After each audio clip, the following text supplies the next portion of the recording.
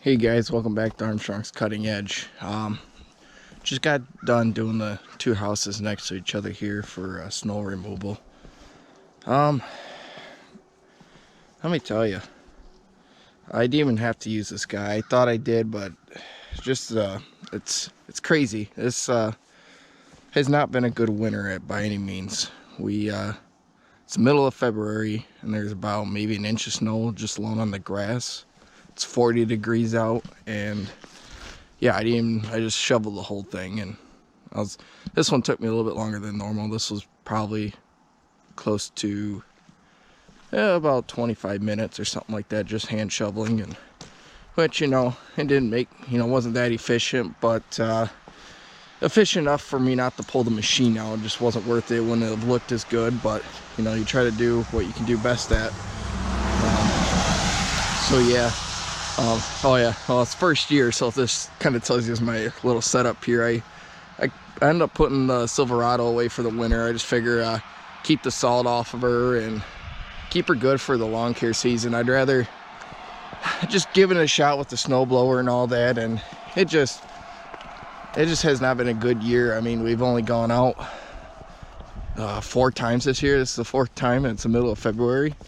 Like here, and we're located in Gladwin, Michigan, which is about right in the smack dab center of Michigan here. And it's funny, everywhere up north and everywhere down south towards Detroit gets a lot of snow. And this year in particular, we just haven't got anything. And yeah, it's for a snow removal business. I'm glad I didn't go all out and buy a plow for my truck. Or I honestly just rather wait till I get a 2500, a 1 ton or a 3/4 ton, and put a bigger plow on it, because those 1500s, they're not meant to last with they're not meant to be snow plowing and all that kind of stuff. But like I said, I really didn't want to go out, but it sounds like the customers wanted me out here just because the fact with all this melting at 40 degrees tonight, it's supposed to drop down in single digits, and well, we don't want an ice skating rink out here either, so figure we'd just clean it up as best we can with a shovel and move on. And so yeah, it's, you charge the same price. I mean, I go by inches or whatever, from anywhere from 2 inches, even though this is less, but just to come out here, anywhere from 2 to the 5 inches is $35. So this is a more rural area. In your cities, you could do your $45 a driveway, but the problem is you got guys out here with plows who will do driveways for $15, and it's hard to compete against that. So in reality, for what I'm doing, it's hard work, but it's for what, for the expenses I have. I got a $1,500 snowblower and a shovel, and I'm using my personal vehicle instead of my work vehicle, which I got to retire that personal vehicle in the next 2 years anyway. I might as well just run it with a little trailer, and it's more I wouldn't say efficient, but for my first year where I'm not full on clients and everything, it does the job. So I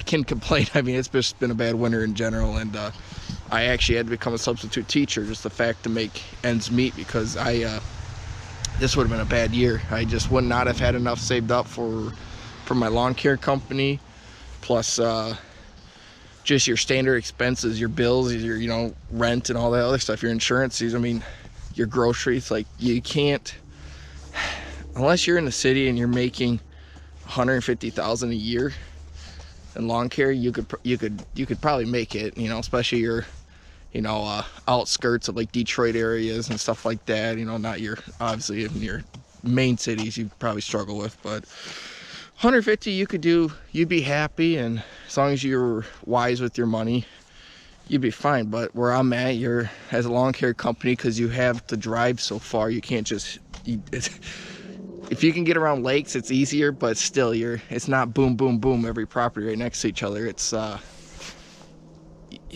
you gotta drive an extra mile or 2, sometimes even 5, just to get to the next property. And even the bigger properties, the customers are just not wanting the will to spend the money.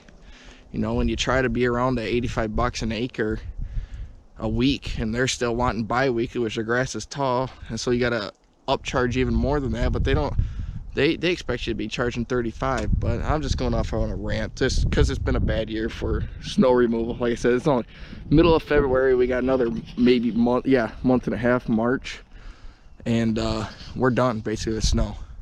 And we've only been out 4 times. I like to say it usually would be about 13 times in a year or in a season, but it's just a bad season. And like I said, I'm just going off on a rant right now. So like I said, I've been substitute teaching for the last 3 weeks now, just trying to make ends meet, pay off things. And I'm telling you, if you got 60 college credits, I actually recommend it.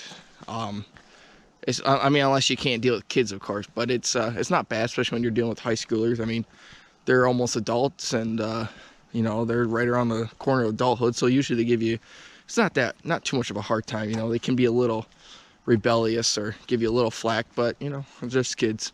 But like I said, it's easy. You know, like where I at, a little rural area, it's $110 a day, and it's 6 hours a day, and you get to pick your own schedule. You don't have to show up. You can just, you know, if there's snow that day, unless you already pre-scheduled, of course, you know, then you might want to try figuring something out.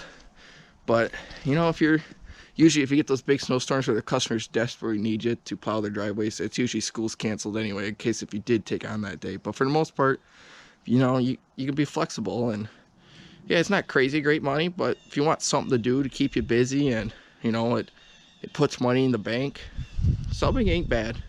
Now, I wouldn't recommend it full time. Like I said, if you get to a point where you have an awesome plowing business and your plowing alone's bringing in $60,000 a year, there's no reason to do subbing. You might as well enjoy the time. You can get caught up on stuff during the winter before the spring rush and everything. So that's my kind of spiel on it all. But like I said, it is February, and like this is just from or recently just snow shoveling and pushing. But you know, you step out in the yard, I mean, let me just stomp right here. I mean, just look, I mean, literally my